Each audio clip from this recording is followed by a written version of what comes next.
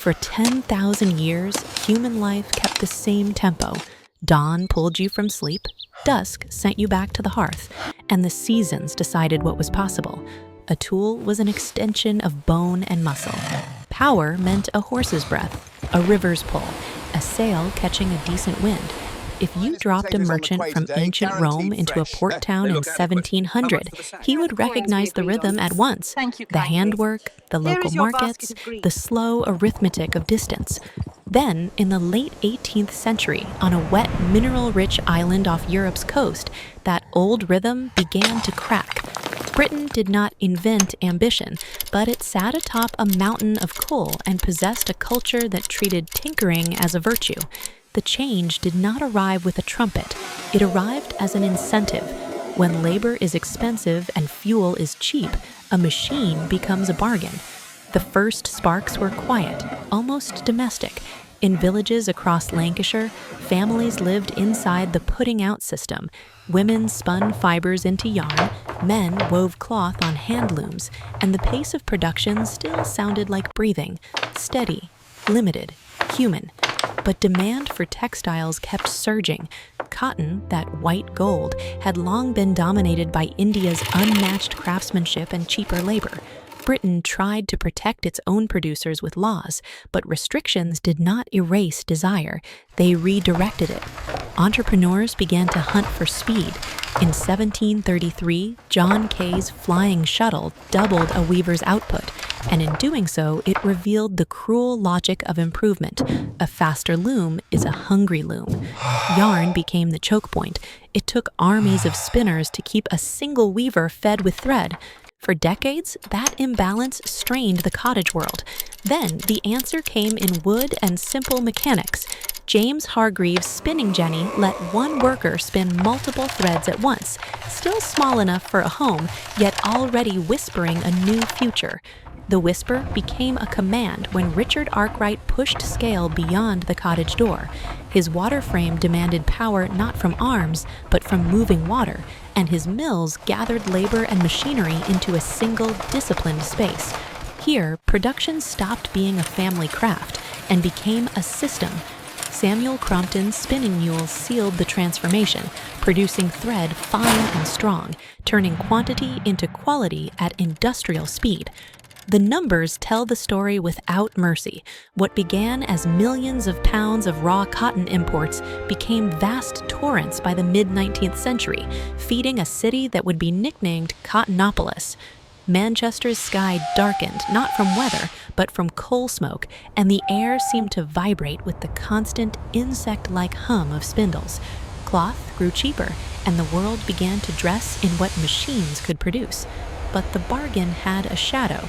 The same productivity that made cotton affordable also undercut skilled artisans abroad, collapsing livelihoods that had once seemed untouchable.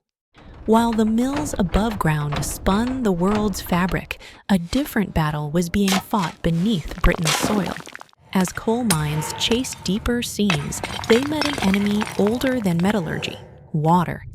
Shafts flooded, and traditional pumps failed against the steady insistence of the earth.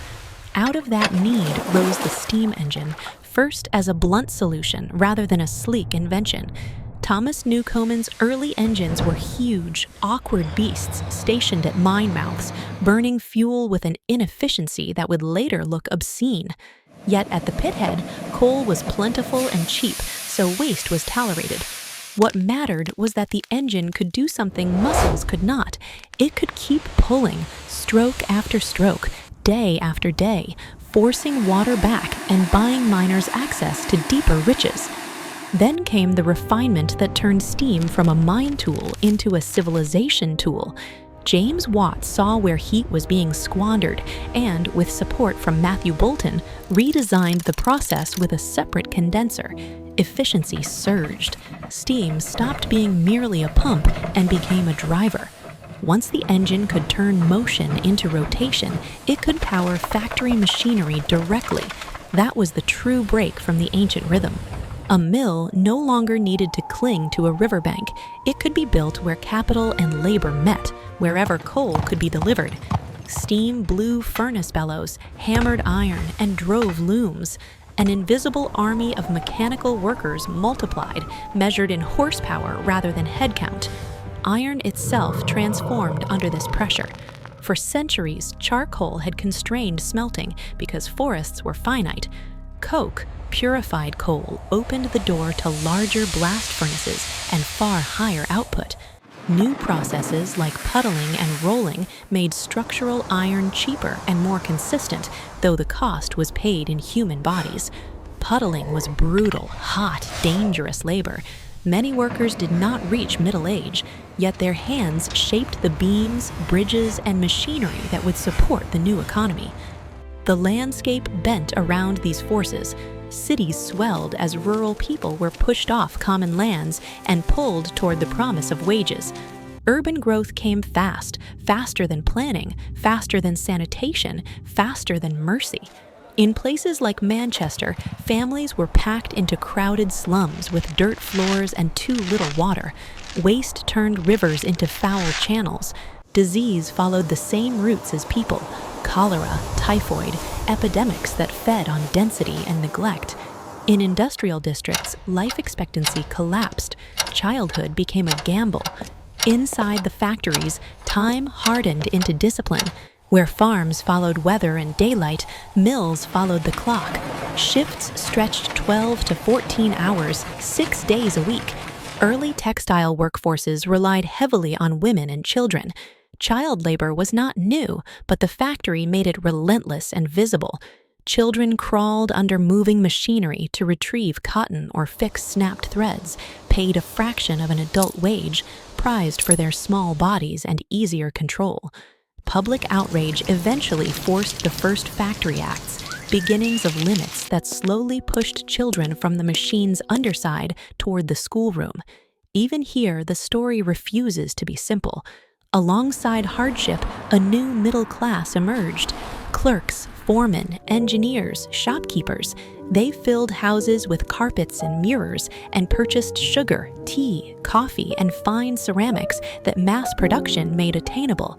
Progress created comfort for some, and it demanded endurance from others. As factories multiplied, the old transport system buckled under the weight of coal, iron, and cotton. Mud roads and slow river barges could not carry an industrial nation. Britain answered with infrastructure, and at first the solution looked almost gentle: canals. Projects like the Bridgewater Canal proved that water transport could move bulk goods far more efficiently than wagons. Coal prices dropped sharply in key cities, and investors smelled opportunity. Canal mania followed, stitching manufacturing regions together with artificial waterways where a single horse could pull a barge loaded with many times the weight of a cart. But canals were only the first draft. The era's signature arrived on iron rails. Railways required cheap iron for tracks, rolling mills to shape it, and steam engines strong enough to push against friction and gravity. Innovators like Richard Trevithick and George Stephenson helped turn a radical idea into a roaring fact: put steam on wheels, guide it with rails, and distance collapses. The Liverpool and Manchester Railway became a sensation, linking an industrial town with a global port and making it possible to travel in hours where days had once been inevitable. The railway did more than move bodies and cargo. It moved ideas, habits, expectations. It broke rural isolation, created new jobs, and demanded a synchronized sense of time across regions. On the oceans, steamships began to loosen trade from the whims of wind, compressing the world further. Britain tried to guard its industrial secrets, restricting the export of machinery and skilled labor, but knowledge is a leaky thing, especially when profit invites it to travel. Industrialization spread. Belgium surged early, powered by coal in Wallonia. France moved more steadily, less like a single explosion and more like a long transformation. Germany, fragmented into small states, found a catalyst in rail construction, which stimulated heavy industry and later helped make regions like the Ruhr Valley into powerhouses. The United States adapted imported know-how and added a defining innovation: interchangeable parts and a system of manufacturing that scaled precision, making mass production a national signature. Japan, after the Meiji Restoration, industrialized deliberately, building railways and factories, sending students abroad, compressing centuries of change into decades.